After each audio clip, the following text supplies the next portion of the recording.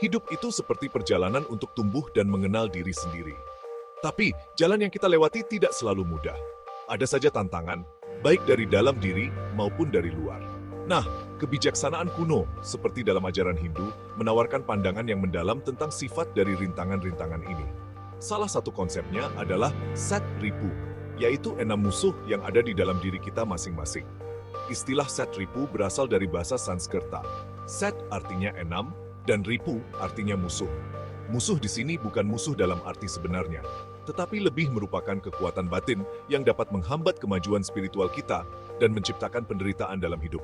Mereka adalah kama atau nafsu, krodha atau amarah, lobha atau keserakahan, moha atau khayalan, mada atau kesombongan, dan matsarya atau iri hati. Keenam musuh ini bukanlah kekuatan dari luar, tetapi berada di kedalaman diri kita. Memahami musuh-musuh dalam diri ini sangat penting bagi siapapun yang ingin hidup lebih damai dan bahagia. Dengan mengenali dan mengasihi musuh-musuh ini, kita dapat membuka jalan untuk transformasi batin dan kebahagiaan abadi. Setiap Sat Ripu menghadirkan tantangan unik dalam perjalanan kita untuk menemukan jati diri. Kama, yang sering diterjemahkan sebagai nafsu, melambangkan keinginan yang tak terpuaskan dan untuk kesenangan indriawi.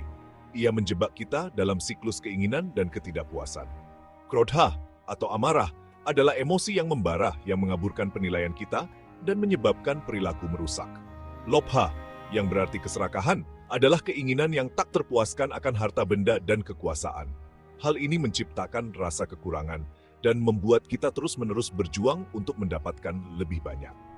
Moha, yang sering diterjemahkan sebagai khayalan, adalah keadaan ketidaktahuan yang menghalangi kita untuk melihat kenyataan dengan jelas. Kita tersesat dalam ilusi dan membuat pilihan yang mengarah pada penderitaan. Mada atau kesombongan adalah rasa penting diri yang berlebihan yang membutakan kita terhadap kekurangan diri sendiri dan kebutuhan orang lain. Hal ini menciptakan perpisahan dan konflik dalam hubungan kita. Terakhir, matsarya, yang berarti iri hati, adalah perasaan tidak puas yang menyakitkan, yang muncul ketika kita membandingkan diri kita dengan orang lain. Hal ini menumbuhkan rasa negatif dan kebencian yang meracuni kesejahteraan kita sendiri. Agama Hindu sangat menekankan kesadaran diri sebagai kunci untuk mengatasi Sat Ripu. Dengan menumbuhkan pemahaman yang mendalam tentang pikiran, emosi, dan perilaku kita, kita dapat mulai mengenali pengaruh musuh-musuh dalam diri ini. Kesadaran ini bukanlah tentang penilaian atau kritik diri, melainkan tentang observasi dan penerimaan. Kendali dalam konteks ini bukanlah tentang menekan atau menyangkal emosi dan keinginan kita. Ini tentang mengembangkan kekuatan dan kebijaksanaan batin untuk menyalurkan energi-energi ini secara positif.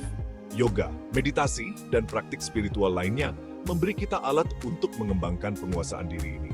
Kesadaran diri tanpa kendali ibarat memiliki peta tanpa tujuan.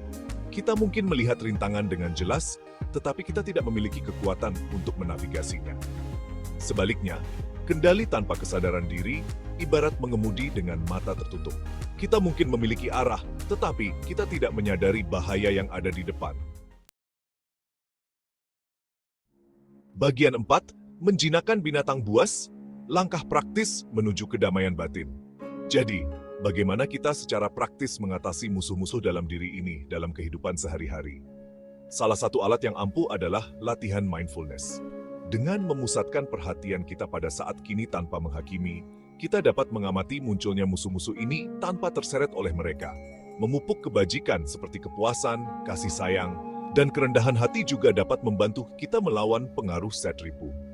Ketika kita puas dengan apa yang kita miliki, keserakahan kehilangan cengkeramannya. Ketika kita mempraktikkan kasih sayang, amarah dan kebencian pun sirna. Langkah praktis lainnya adalah dengan melakukan kegiatan yang menyehatkan pikiran, tubuh, dan jiwa kita. Menghabiskan waktu di alam, menekuni kegiatan kreatif, dan mengelilingi diri kita dengan pengaruh positif dapat membangkitkan semangat kita dan melemahkan cengkeraman Sat Ripu. Ingat, mengatasi musuh-musuh dalam diri ini bukanlah tentang mencapai kesempurnaan, melainkan tentang kemajuan. Ini adalah perjalanan seumur hidup untuk menemukan jati diri dan bertumbuh. Bagian 5, hidup yang layak dijalani, menaklukkan Sat Ripu. Perjalanan mengatasi Satripu bukan hanya tentang pembebasan pribadi. Ini tentang menciptakan dunia yang lebih harmonis dan penuh kasih sayang. Ketika kita terbebas dari tirani musuh-musuh dalam diri, kita dapat hadir sepenuhnya di dunia dengan cinta, kebaikan, dan pengertian. Dengan menjinakkan binatang buas dalam diri kita berkontribusi pada masyarakat yang lebih damai dan adil. Kearifan Satripu mengingatkan kita bahwa kebahagiaan dan kepuasan sejati tidak datang dari pencapaian eksternal, tetapi dari menaklukkan pertempuran batin. Jalannya mungkin menantang, tetapi hadiahnya tak ternilai. Dengan memulai perjalanan batin ini, kita membuka potensi sejati kita dan menciptakan kehidupan yang bermakna, bertujuan, dan penuh sukacita.